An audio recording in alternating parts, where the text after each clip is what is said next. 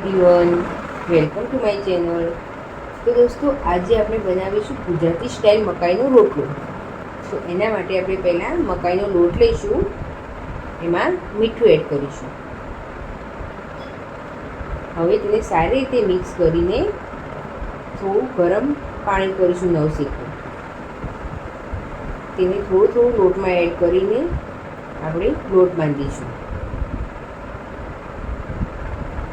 મિત્રો, ધીમે ધીમે આપણો લોટ બંધાઈ રહ્યો છે. આપણે એમાં થોડું પાણી એડ કરીને લોટને સારી રીતે મસળી લઈશું. પછી એનું એક લુઓ બનાવી લઈશું.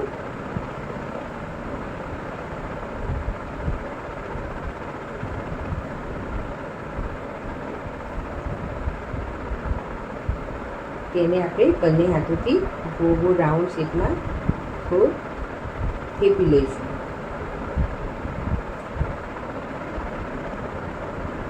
પછી આપણે રોટલાને ધીમે ધીમે બંને હાથો વચ્ચે ટીપીશું.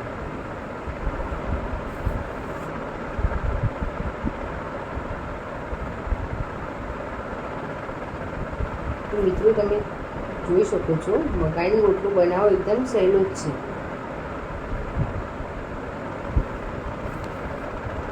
હવે આપણે ગેસ પર તવીને ગરમ કરવા મૂકી દઈશું.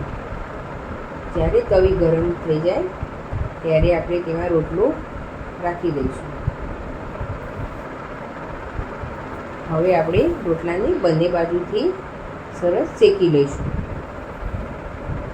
તમે જોઈ શકો છો, આપણો મકાઈનો રોટલો સર્વ કરવા માટે રેડી છે.